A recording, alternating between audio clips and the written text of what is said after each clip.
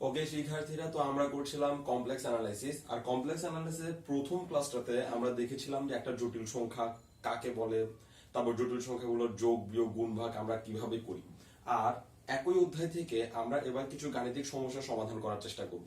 তো আমরা আজকে সমাধান করার জন্য যে প্রশ্নটা নিয়েছি সেটা হচ্ছে 1 + 2i whole square divided by 2 + i whole square কে a + ib আকারে প্রকাশ করো এবং মডুলাস ও আর্গুমেন্ট নির্ণয় করো।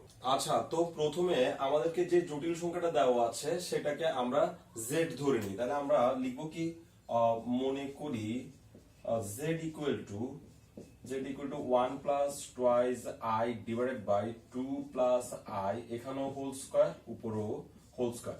মানে যে জটিল সংখ্যাটা আমাদেরকে দিল সেটাকে আমি z ধরে নিলাম। এবার a + ib আকার মানে কি? a + ib আকার মানে হচ্ছে, এখানে আমরা যে প্রশ্নটা দেখতে পাচ্ছি এখানে উপরে একটা আই নিচে একটা আই দেখা যাচ্ছে। আর a + ib আকার এই কথাটার অর্থ হচ্ছে একটা মাত্র আই যেন থাকে, মানে উপরে নিচে দুই দিকেই আই না থেকে শুধুমাত্র একটা আই থাকবে, সেটাকে আমরা বলবো a + ib আকারের জটিল সংখ্যা। তো এখন আমি এটাকে a + ib আকারে প্রকাশ করার জন্য এটা করলাম কি, এটাকে সূত্র ভেঙে নিলাম। 1 + 2i হোল স্কয়ার, এটাকে আমি এভাবে লিখতে পারি a + b হোল স্কয়ার। তাহলে a + b হোল স্কয়ার সমান হচ্ছে a square plus 2ab plus b square. আর নিচে 2 + i হোল স্কয়ার, সেটাকে আমরা লিখতে পারি 2 square plus 2 into 2 plus i plus i square. এবার আমরা এটার গুণফলগুলো বের করি। 1 এর উপর স্কয়ার মানে হচ্ছে 1, আর এখানে আমরা দেখতে পাচ্ছি 2 1 2, তাহলে 2 2 4i, আর প্লাস এখানে আমরা লিখতে স্কয়ার যখন 2 এর উপরে থাকবে তখন 4, স্কয়ার যখন i এর উপরে থাকবে তখন আমরা লিখতে পারবো i স্কয়ার। আর নিচে 2 2 4, 2 2 4i প্লাস i স্কয়ার। এখন কথা হচ্ছে এই যে i স্কয়ার দেখা যাচ্ছে, i স্কয়ার মানে হচ্ছে -1।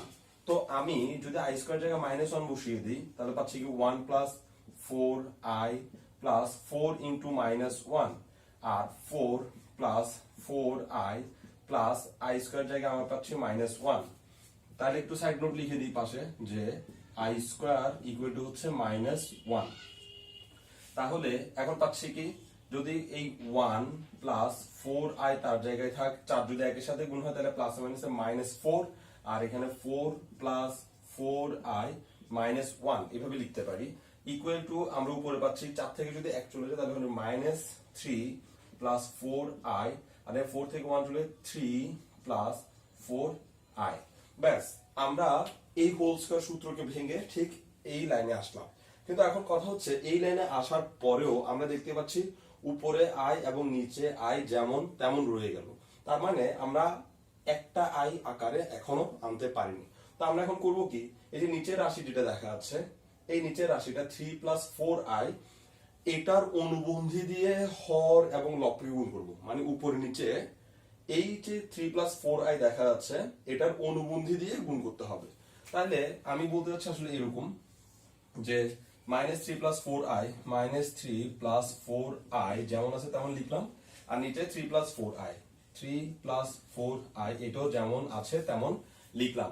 আর এই যে 3 + 4i ওর অনুবন্ধী হচ্ছে 3 - 4i, এটা আমি নিচে এবং উপরে একই ভাবে গুণ করে দিলাম।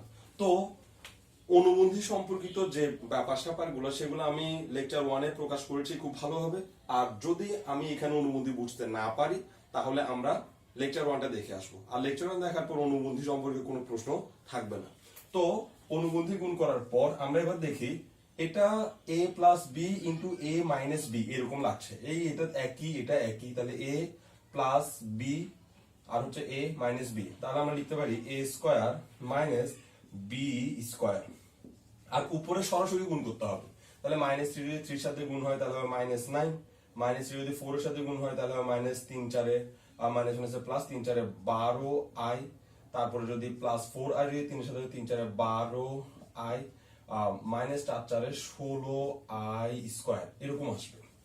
আচ্ছা, তো এখন -9 তার জায়গায় থাক, 12 আর 12 মিললে হবে 24i, আর মাইনাস 16i², এখানে i² মানে হচ্ছে -1, তো 16 তার জায়গায় থাক, i² মানে হচ্ছে -1, আর নিচে আমরা লিখতে পারি 9, 3 3 9, -4 এর উপর স্কয়ার হলে 4 4 16, i এর উপর স্কয়ার হলে i² ইকুয়াল টু এখানে লিখতে পারি -9 প্লাস 24i -1 আছে প্লাস 16, আর নিচে লিখতে পারি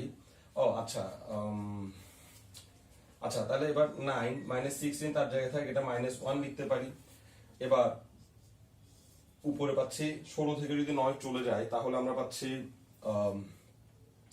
7 প্লাস 24i, আর যদি 16 এখানে -1 আছে প্লাস 16 একে 16 থেকে 9 যদি যোগ হয় তাহলে আমরা পাচ্ছি 25।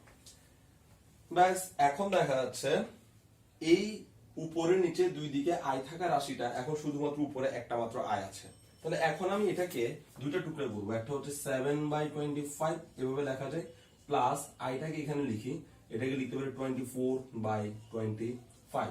ব্যাস, এখন দেখা যাচ্ছে এই হচ্ছে a প্লাস ib আকার, এটা হচ্ছে a যার সাথে কোনো i থাকবে না, আর এটা হচ্ছে b যার সাথে একটা i থাকবে, এই যে b যার সাথে একটা i আছে। ব্যাস, তাহলে আমরা বুঝলাম অমুক একটা জটিল সংখ্যাকে আমরা একটা নির্দিষ্ট নিয়মে a প্লাস ib ফরমেশনে আনতে পারলাম। তো যদি উপর নিচে এরকম ভাগ আকারে থাকে তাহলে ঠিক এই সিস্টেমে আমাদেরকে a প্লাস ib আকারে প্রকাশ করতে হবে। আচ্ছা, এবার আমরা এই জটিল সংখ্যাটার মডুলাস এবং আর্গুমেন্ট নির্ণয় করব। তো মডুলাস এবং আর্গুমেন্ট কিভাবে নির্ণয় করতে হয় সেটা দেখার জন্য আমরা একটা জটিল সংখ্যা মনে করলাম x প্লাস iy। যদিও মডুলাস এবং আর্গুমেন্ট সম্পর্কে আমি লেকচার 1 এ ধারণা দিলাম, তাও আমি এটা করার আগে একটু মডুলাস এবং আর্গুমেন্টের সূত্রগুলো ছোট্ট করে দেখে নিই।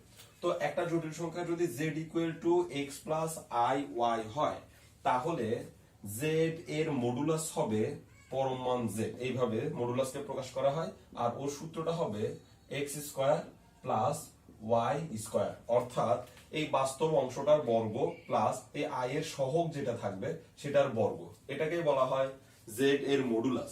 এবং z এর আর্গুমেন্টকে আমরা থিটা দ্বারা প্রকাশ করি। তো z এর আর্গুমেন্টের সূত্র হচ্ছে tan inverse y/x, tan inverse y/x। এই দুটো সূত্রের সাহায্যে আমরা যে কোনো ধরনের জটিল সংখ্যার মডুলাস এবং আর্গুমেন্ট নির্ণয় করতে পারি। তবে জটিল সংখ্যার মডুলাস এবং আর্গুমেন্ট নির্ণয় করতে হলে আমাদেরকে প্রথমেই যে জটিল সংখ্যাটা দেওয়া থাকবে সেটাকে অবশ্যই a প্লাস ib আকারে প্রকাশ করতে হবে। এই প্রশ্নে a প্লাস ib আকারে প্রকাশ করতে বলা হয়েছে, সেজন্য আমরা প্রথমে a প্লাস ib আকারে প্রকাশ করলাম। কিন্তু যদি পরীক্ষায় বা কোনো প্রশ্নে a প্লাস ib আকারে প্রকাশ করতে নাও বলে, শুধুমাত্র মডুলাস এবং আর্গুমেন্ট নির্ণয় করতে বলে, তাও আমাকে এই জটিল সংখ্যাটাকে a প্লাস ib আকারে প্রকাশ করতে হবে, না হলে আমি মডুলাস এবং আর্গুমেন্ট নির্ণয় করতে পারবো না। তাহলে এবার আমি আমাদেরকে দেওয়া যে জটিল সংখ্যাটা, সেই জটিল সংখ্যার মডুলাস এবং আর্গুমেন্ট নির্ণয় করার চেষ্টা করি। তাহলে আমরা বললাম কি z এর মডুলাস, তাহলে z এর মডুলাস হচ্ছে z এর পরম মান। তো z এর পরম মান মানে হচ্ছে রুট ওভার, তো z এর পরম মান, তো z কে তো আমরা শেষ পর্যন্ত এই অংশে বিভক্ত করতে পারলাম, কারণ z ইকুয়াল টু ছিল এটা, কিন্তু এটাকে শেষ পর্যন্ত a প্লাস ib ফরমেশনে নিতে গিয়ে আমরা লাস্ট z এর মান পাইলাম এত। আর যেখানে এটাই হচ্ছে x এর মান, মানে i নাই যার সাথে, আর এটাই হচ্ছে y এর মান যার সাথে i আছে। তাহলে ওর মডুলাস যদি আমি নির্ণয় করতে চাই তাহলে আমাকে লিখতে হবে 7/25 হোল স্কয়ার, কারণ আমরা দেখলাম মডুলাস মানে হচ্ছে x², x মানে হচ্ছে বাস্তব অংশ, আর এখানে বাস্তব অংশ হচ্ছে 7/25 প্লাস অবাস্তব অংশ i এর সহগ যেটা থাকবে সেটাকে হোল স্কয়ার দিয়ে লিখতে হবে, আর i এর সহগ হচ্ছে 24/25, আর তাকে আমরা দিলাম হোল স্কয়ার। এবার এখানে আমরা সাধারণ নিয়মে যোগ বিয়োগ করলেই আমরা এটা মডুলাস পেয়ে যাব। তাহলে পাচ্ছি কি √7² মানে হচ্ছে 49, আর 25² মানে হচ্ছে 625, প্লাস 24² মানে হচ্ছে 527, আর 25² মানে হচ্ছে 625। ব্যাস, এবার আমরা এখান থেকে ছোট্ট একটা লসাগু করতে পারি রুটের ভিতরে, যা লসাগু হবে 625, আর উপরে 49 প্লাস 527, তো যোগ করে দিলাম রুট ওভার, এটাকে যোগ করলে হবে 625, আর নিচেও আসলো 625, তো 625 যদি কাটা যায় তাহলে হবে √1, √1 মানে হচ্ছে শুধু 1। তাহলে জেড এর মডুলাস হচ্ছে 1। এখন কেউ কেউ প্রশ্ন করতে পারে এখানে প্লাস মাইনাস আসবে কিনা, বা আমি কিভাবে বুঝবো 1 কে রুট করার পর প্লাস মাইনাস দিব না। তো মডুলাস মানে হচ্ছে দৈর্ঘ্য। তো কোন একটা বিষয়ের বা কোন একটা রাশির দৈর্ঘ্য কখনোই আমরা নেগেটিভ রাখতে পারি না। তো এই জন্য মডুলাসে আমরা এখানে কোনো কিছুকে রুট করে যে আনসারটা আসবে সরাসরি সেটাই বসাবো, সেখানে আমরা প্লাস মাইনাস দেওয়ার ব্যবস্থা করব না। আর যদি প্লাস মাইনাস দিতে হতো তাহলে মডুলাসের সূত্রের এই জায়গাতেই প্লাস মাইনাস থাকতো, কারণ এই জায়গায় যেহেতু প্লাস মাইনাস নাই সেহেতু আমাকে এখানে এসে প্লাস মাইনাস চিন্তা করার কোনো প্রয়োজন নাই। আর সবচেয়ে মজার ব্যাপার হচ্ছে কোন একটা রাশির মডুলাস মানে হচ্ছে ওই বিন্দুটা মূল বিন্দু থেকে কত দূরে, আর দূরত্ব কখনো নেগেটিভ হয় না, সেজন্য আমরা এখানেও মানে মডুলাসে আমরা নেগেটিভ আনতে পারি না। এটা রুট করার পরও এটা পজিটিভ আনসারই থাকবে। ওকে, তাহলে আমরা পেয়ে গেলাম জেড এর মডুলাস। এবার আমরা জেড এর আর্গুমেন্ট নির্ণয় করব, আর আর্গুমেন্ট নির্ণয়ের সূত্র হচ্ছে theta equal to tan inverse y by x। তাহলে আমরা সরাসরি এইখানে শেষ করি লাইনটা। তাহলে আমরা লিখবো কি জেড এর আর্গুমেন্ট, জেড এর আর্গুমেন্ট, জেড এর argument theta equal to tan inverse y by x। তাহলে আমাদের এখানে y এর মান হচ্ছে i এর সাথে যে থাকে যে x plus i y, y হচ্ছে এটা 24/25, তাহলে 24/25 আর ডিভাইডেড বাই x হচ্ছে 7/25, 7/25 ব্যাস। এবার আমরা দেখলাম কি এভাবে লিখতে পারি এটাকে tan ইনভার্স উপরে যে রাশিটা থাকবে সে বসে যাবে 24/25, কিন্তু নিচের রাশিটা উল্টা হয়ে বসবে। উল্টা হয়ে বসবে মানে 25 ছিল নিচে, তো 25 উপরে চলে আসবে, 7 ছিল উপরে, সে নিচে চলে আসবে।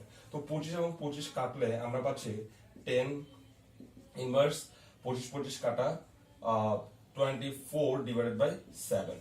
তো আমি চাইলে এইটুকু দিয়ে রেখে দিতে পারি, এটা মডুলাস হচ্ছে tan ইনভার্স 24/7।